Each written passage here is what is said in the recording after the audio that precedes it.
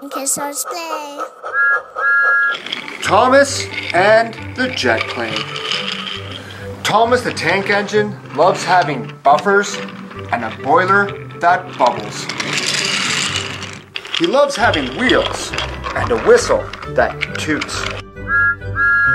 But most of all, Thomas loves working on Sir Topham Hatt's railway.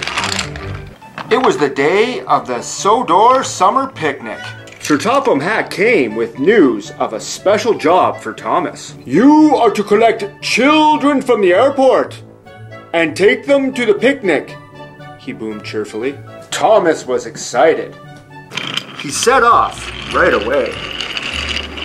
The airport was new and all the engines wanted to go there. Soon, Thomas arrived at the airport.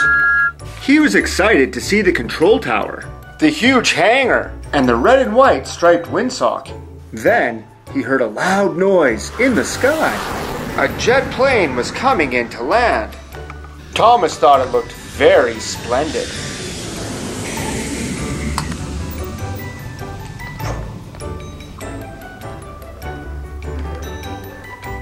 Thomas chuffed towards the hangar. Hello, peeped Thomas. I'm Thomas, and I'm a tank engine. Hello, said the plane. I'm Jeremy, and I'm a jet plane.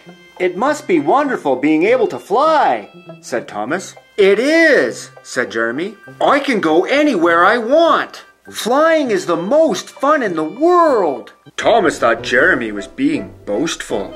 I like traveling on tracks, Thomas huffed. I puff past farms and villages and see all the wonderful sights of Sodor. Well, from the air, I see the wonderful sights of Sodor all at once, said Jeremy. Thomas felt upset. Then he saw the children. They were waiting on the platform. Thomas wheeled quickly over to collect them. I never want to talk to another jet engine again, he huffed.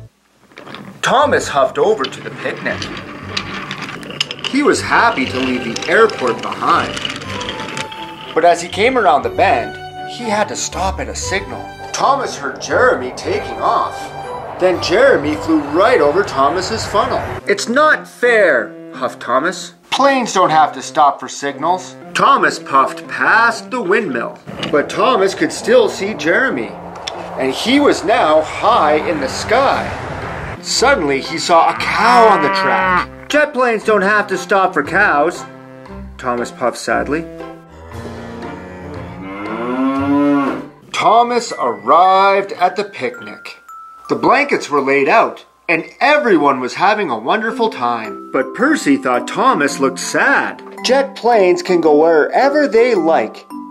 I wish I was a jet plane, puffed Thomas. But engines can pull passenger cars and take children to picnics. Engines are really useful. But Thomas wasn't sure. Jeremy was jetting to the mainland. But dark rain clouds were gathering. Jeremy had to return to the airport. Thomas was passing the airport as Jeremy came in to land. Thomas didn't want to talk to Jeremy, but Jeremy called out, Thomas, a summer storm is on its way. The children's picnic will be ruined. Cinders and ashes, gasped Thomas. I must tell Sir Topham Hatt. Thomas reached the picnic just in time.